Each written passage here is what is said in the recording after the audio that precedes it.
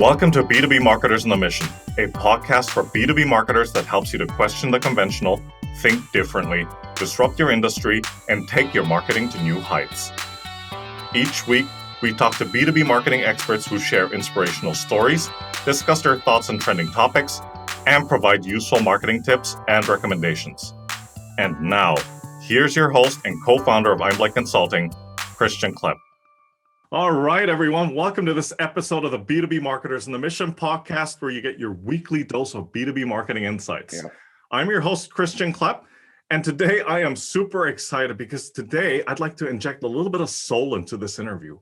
You heard that right. A little bit of soul does the body good, because today I'm honored to have someone on the show who can tune things up a little bit.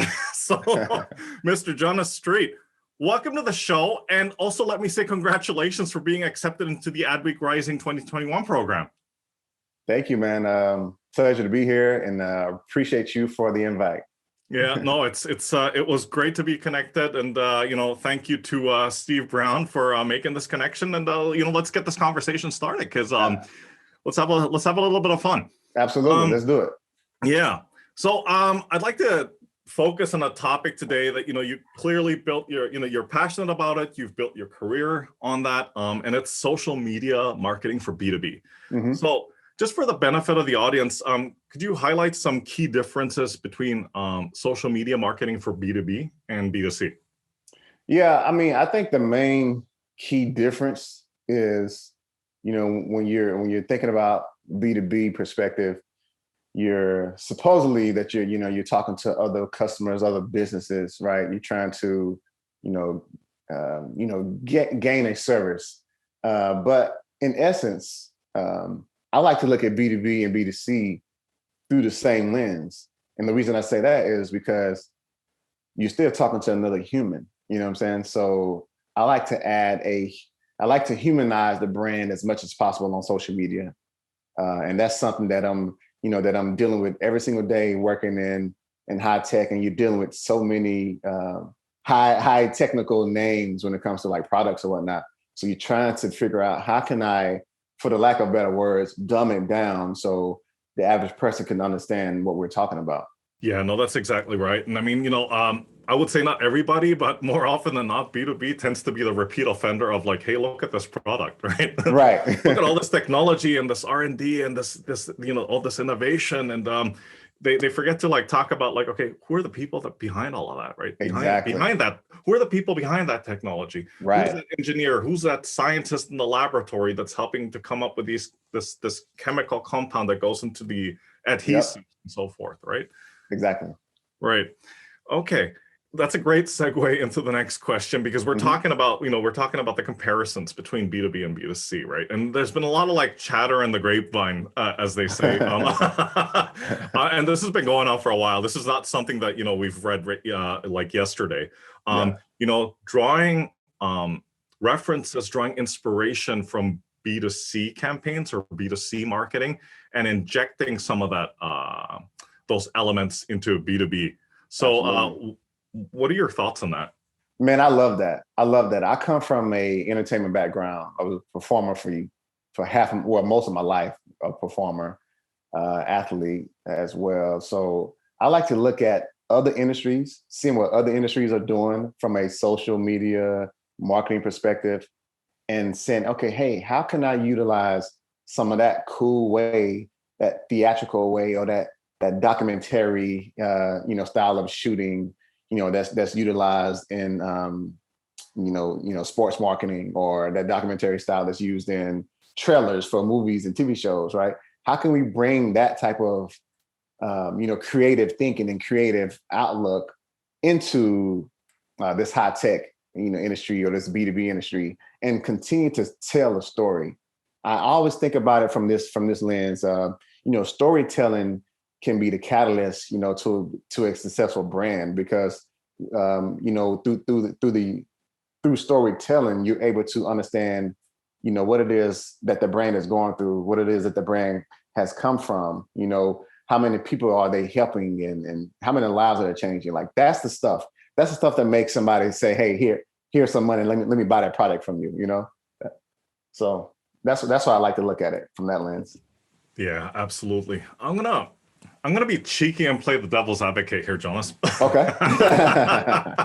It's like that's all well and good, but man, B2B, people in the B2B world, we don't think that way. Key decision makers, we don't, you can't tap into our emotions like that. Like, what are your thoughts on that, and what do you say to those doubters? Man, I say it like this. At the end of the day, we're all human. Like Mm, we love, we hurt, we have, we laugh, we cry, yeah. we some days we wake up on the right side of the bed, some days we wake up on the wrong side of the bed. Hmm. At the end of the day, it's not about the technology. It's about what can the technology do for you? Like how can you change lives through that technology? And I was actually watching a video the other day on Steve Jobs, and someone asked him a question in the audience. Obviously, the person wasn't a Steve Jobs fan, but they asked him a question in the audience, and he was just talking about, we don't look at Apple as a way of like, the technology. How can it change your life? We look at it from the standpoint of, we think about the end user first, the customer. Like, how can they benefit from this? Not what we can do for them. You hit the nail right on the head there, man.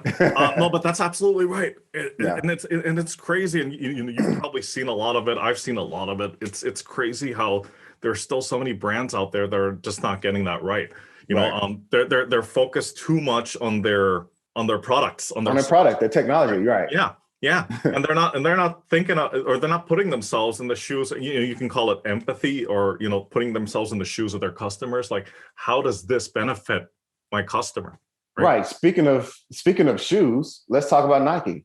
I Right. mean, when I see a commercial from Nike, I Mhm. barely see, I mean, sometimes I don't see shoes, Right. like they're Right. telling the story of the athlete, where the athlete comes from, Mm. Yeah. how many lives the athlete is changing because of them getting out of their situation that they started in. Right.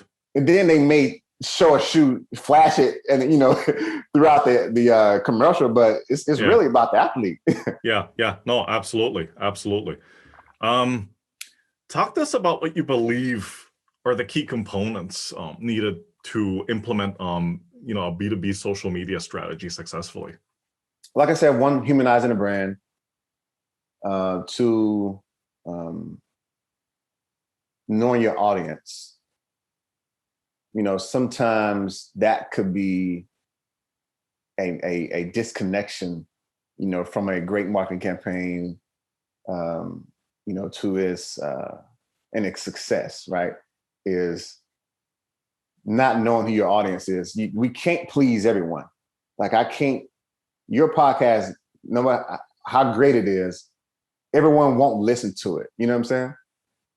So, really thinking about your audience, thinking about the niche. How can you niche it down and okay, niche it down to that audience and then speak to that audience on a human level, right?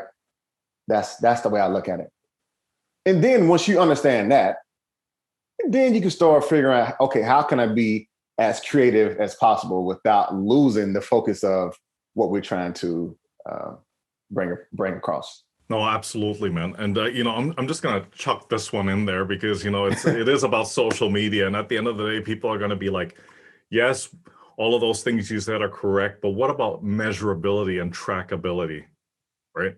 So Right. how does that play into whether what you're doing is successful or not?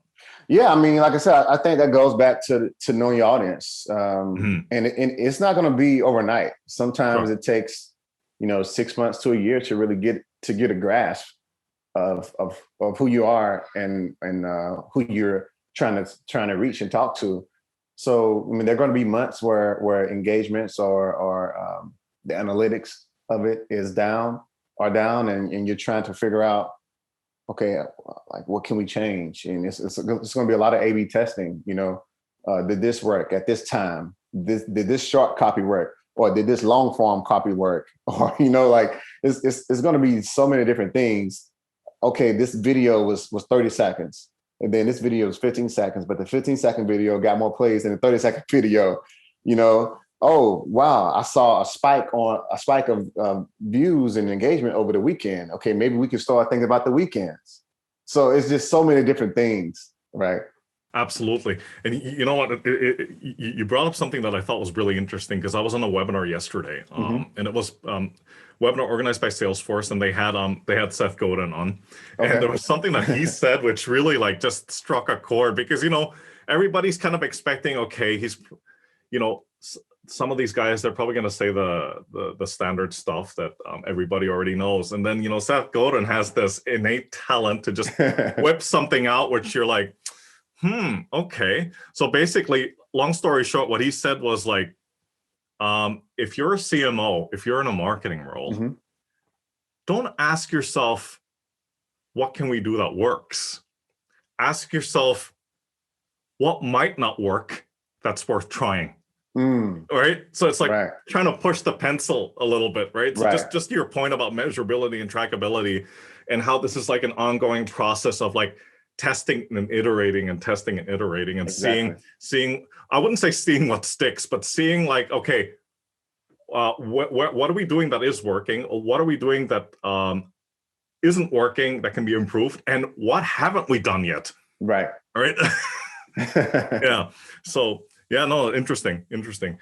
Cite an example if you can, either from your own experience or something you've seen out there in the market of Hmm. what you believe is a great B2B social media campaign, and tell us why you felt it was so effective.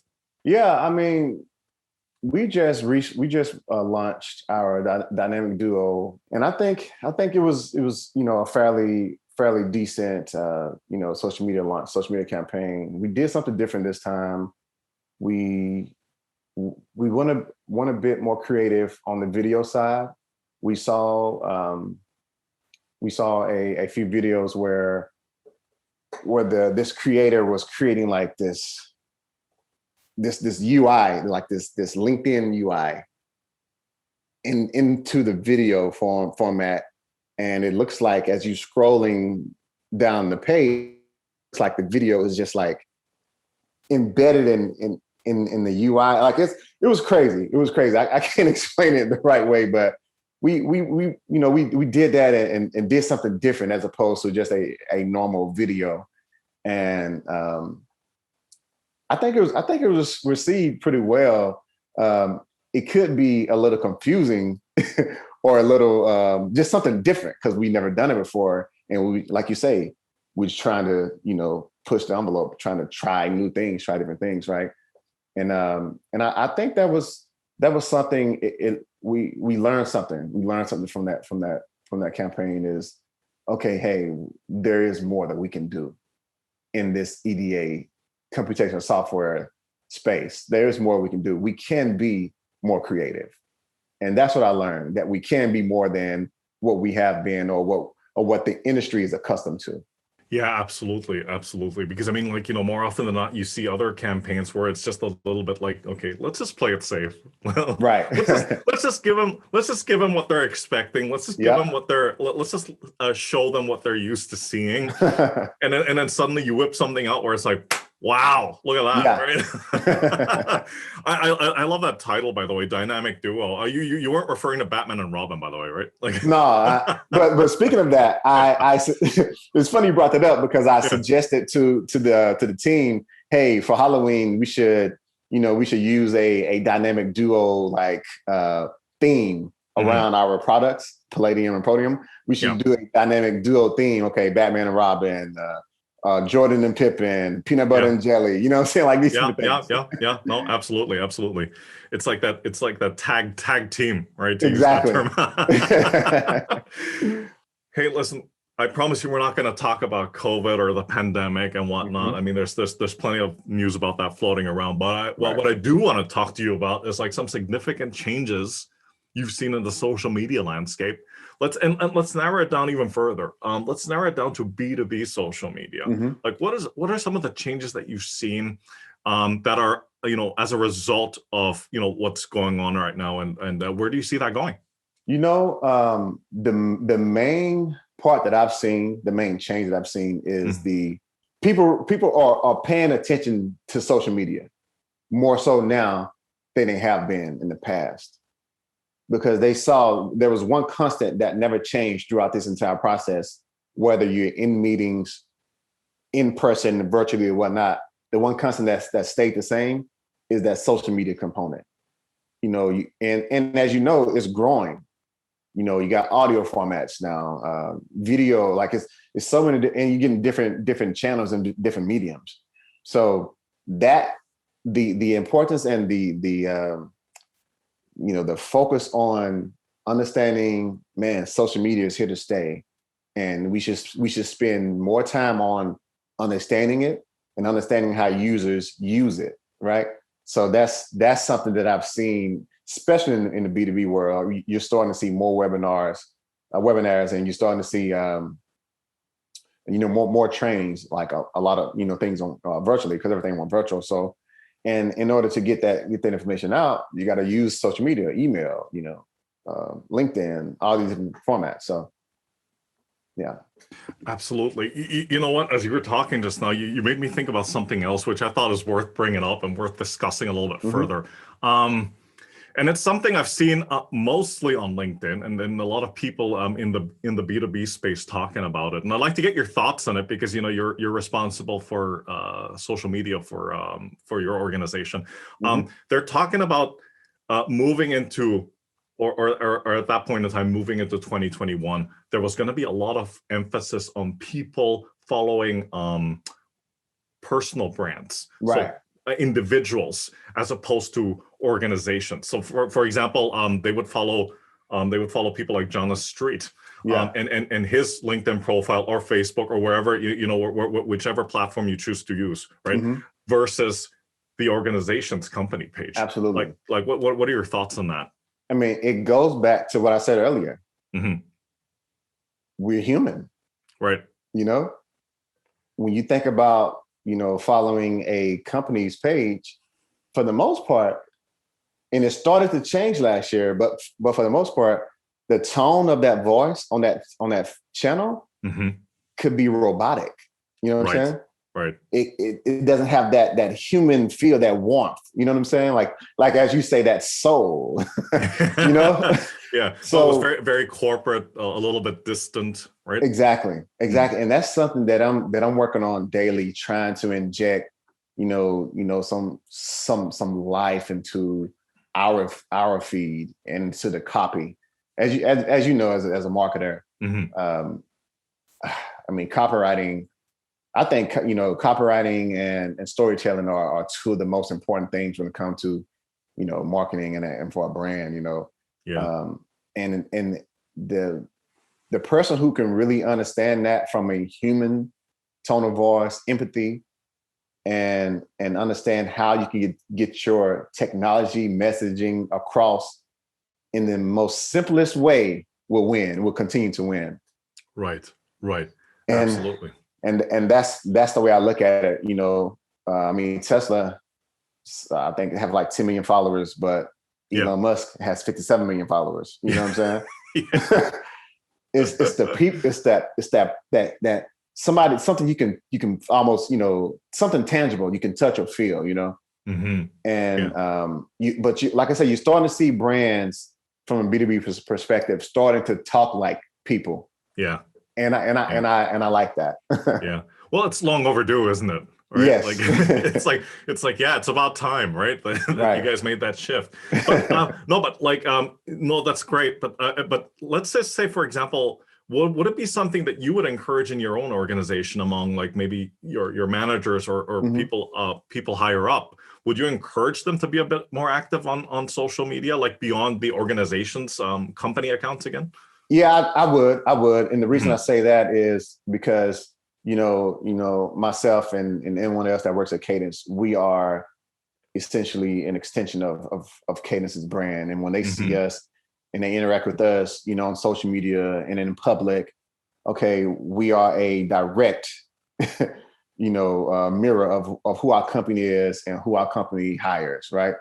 And I feel like the more that we're vocal about the things that we love, the things we're passionate about, telling our personal stories, it will then tell the story of the brand. Okay, hey, these are the type of people that this company hires. These are the type of people that this company has as customers, as partners. You know what I'm saying? Diverse backgrounds, from different walks of life, from different parts of the world. You know what I'm saying? So I think it's very important for, for people to be active on their social media, in a professional manner, of course.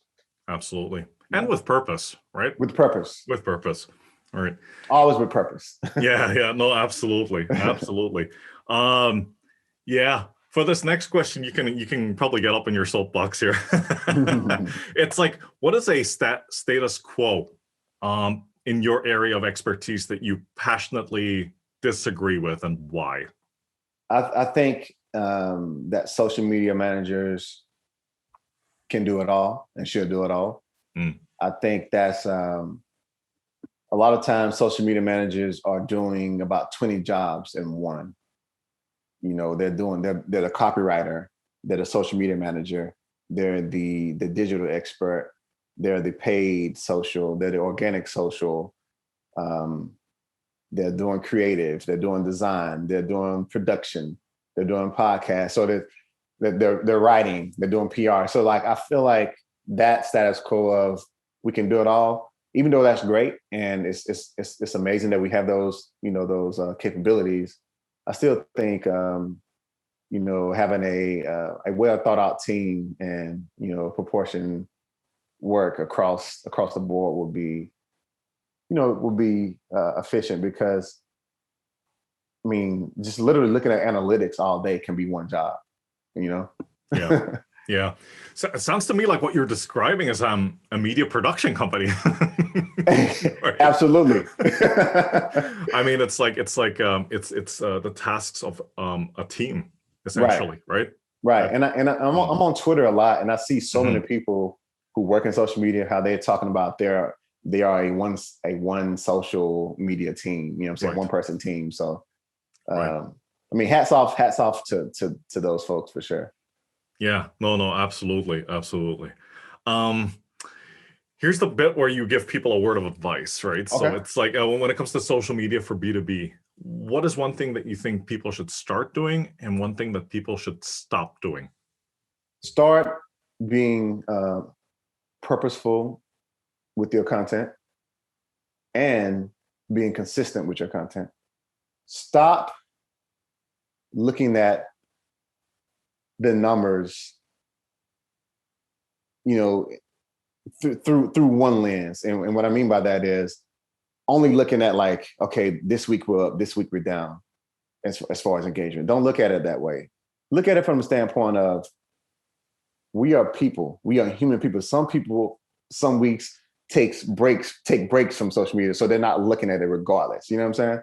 So stop looking at the data from that lens of, oh man, this week is worse than last week, or last week was better than this week, or this week was better than last week. Let's not look at it that way. I think we should take that data, especially from week to week, it's not working. Yeah. But take the data from, let's do 3 months, 6 months, and just really go back and look, okay, this is what happened through that time. What changed? What didn't? You know what I'm saying? So yeah. I think those week to week data could be misleading for sure. Yeah, no, absolutely. And I mean, that's some pretty sound advice. I mean, and it's not always easy to to implement in the world of B2B, especially if you're in an organization that's very focused, as many should be, on sales, right? So it's sometimes a bit of a struggle to get people in the organization to understand that approach. Yeah, I mean, we don't know what happened in someone's life. We don't know, somebody could be dealing with something, or somebody could be going through something, and they just don't have time to hear what we have to say. Exactly. This is a question I asked you in a previous conversation, Johnas, but it's one that always surfaces. It's the quality versus quantity, right? Yeah. So which approach would you recommend, and why? I guess it depends. It depends if you're just starting out and you don't have an audience. You need to have more quantity than quality. And what I mean by that is, you're not putting out bad stuff. You're just putting out stuff so you can figure out what's working. But if you're a more established brand, then you can post. You want to have quality. you want to have quality if you're a more established brand and you have a certain follower account or you're known for something. You definitely want to do quality, and you want to continue to put out quality products or quality content, because if that quality goes down, then you're going to start losing interest. Yeah, no, absolutely. Absolutely. Man, this is such a great conversation, man. So like, do us the honor of telling us a little bit about yourself. And at least from what I know, you're quite the Renaissance man. Yeah, it's funny. My wife called me that, the Renaissance man. But man, I come from a small family. I'm the 8th of 10 kids. I'm from Mississippi, Mm-hmm. born and raised. Very, very humble beginnings. Grew up, poor. Didn't realize I was poor when we was growing up, because it was so much love and so much family around. Yeah. That we had everything we needed. You know what I'm saying? Mm-hmm. Now that I'm a father of 3, I realize just how little your kids need. They need more of you, more of the parents than anything else. Absolutely. So think about that from the standpoint of the future of work, or hybrid, or work from home, or whatever the case may be. Yes. Years ago, I mean, you're commuting anywhere from an hour to 4 hours a day. Like, how many times are you seeing kids? You know what I'm saying? How many you see your kids for maybe 2 hours, and then they got to go to sleep, and then wake up, drop them off at school, and it's this rat race, right? So I think about that. But yeah, from Mississippi, the thing that got me out of poverty and out of Mississippi was I signed a record deal at the age of 15 with the record deal. Yes, record deal. Yep. Signed a record deal at the age of 15. I was discovered by this drummer that used to play for New Kids and Block and New Edition. He sent my tape to Maurice Starr, who was the manager and founder of New Kids and Block and New Edition. He saw me. Wow. He called me over the phone. I sang to him over the phone, and that was it. I flew out to Atlanta and started working at a young age. So that was my first job. Yeah, and that was probably back then when the phones were still like this, right? Like exactly the dial phones. Right. Yeah, definitely dial phones for sure. Yeah, or at least to push the buttons on the right. Right. Kids these days will have no clue what that is. No clue. So after that, I did that for about a few years, man. More than 5 years for sure. Yeah. Once that ended, I was a little depressed, because I was in that state of like, I didn't know what was next in my life. So I was like, boom, basketball. I was great at basketball in high school. I had offers from, different schools. I said, you know what, let me go back to school and play ball. So I ended up coming out to Oakland, California, going to school at Holy Names University, play ball there, got my degree there. My senior year there, I got on this small show called American Idol. You might know what it is. Small show. I did that. The understatement of the year. Yeah. I did that. Right. So I was on there, and once I got off that show, once I got cut from the show, I went back to school, graduated, and then I came out to Atlanta, Georgia. Came back to Atlanta, Georgia, and tried my thing in acting. I've never acted before in my life. But I ended up booking a movie with Chadwick Boseman, the guy that played Black Panther. Yeah. I ended up booking a movie with him called Get On Up, where he portrayed James Brown. And that movie changed my life. I was with him for a total of 3 months. And his presence, his aura, his professionalism, his just the way he go about business and life, that dude was amazing. He was the definition of a king, and it was sad to see him, go like that. It was really sad. Really a tragedy. Yeah. And so after I did that movie, Get On Up, I did this other TV show called Being Married Jane, which is on BET. I was acting alongside Gabrielle Union. But it was at that set that changed the trajectory of my life. I was sitting at that set. I was on the table. I'll send you the link to the clip. But I was sitting at the table, I was looking around the table, and I was like, I haven't seen these people in many things. And, most of them were older than me. I haven't seen these folks in things, I was like, this can't be sustainable, especially if I'm trying to have a family and, wife and kids. Yeah.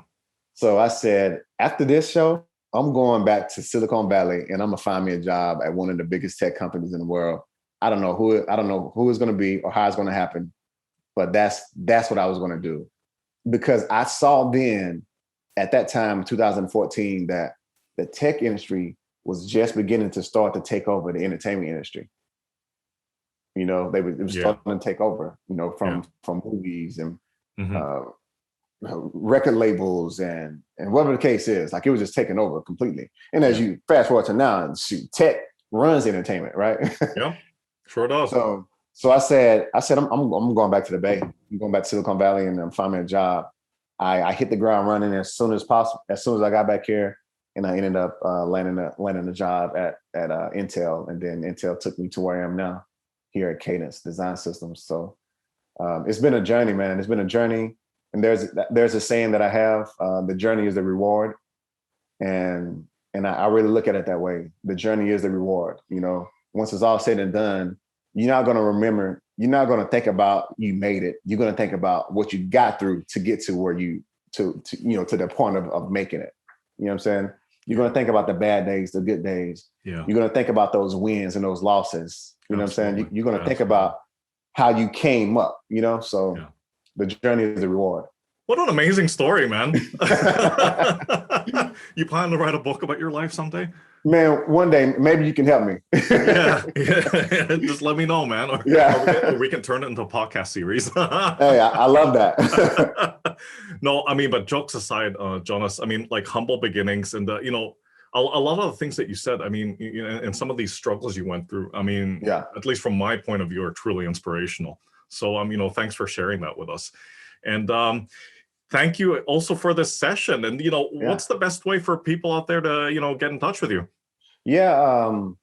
Johnas Street, Johnas Street on pretty much everything. So that's LinkedIn. And then on Twitter and Instagram, Johnas_Street. So Johnas_Street. Fantastic. Johnas, thank you so much for your time and for coming on and sharing. But hang on, you're not getting off so easily. Yeah, you gave it away there. You're talking about American Idol, finalist and so forth. So man, we can safely assume that you can carry it, right? Yeah. Okay. So hit us up with a song before we wrap this up. Come on, one for the road. Yeah, I'll sing the song that I did for American Idol and I got my golden ticket. All right. It's by Maroon 5. Okay. Tap on my window, knock on my door. I wanna make you feel beautiful. I don't mind spending every day out on the corner in the pouring rain. Look for the girl with the broken smile. Ask her if she wants to stay a while, and she will be loved, and she will be loved. Yeah. Woo! Thank you, man. Well done. Thank you. I didn't get to warm up. I'm sorry. No, it's all right. It's all right. Yeah, I was going to suggest the vocal workout at the beginning of this. Yeah. But that would have given away the surprise.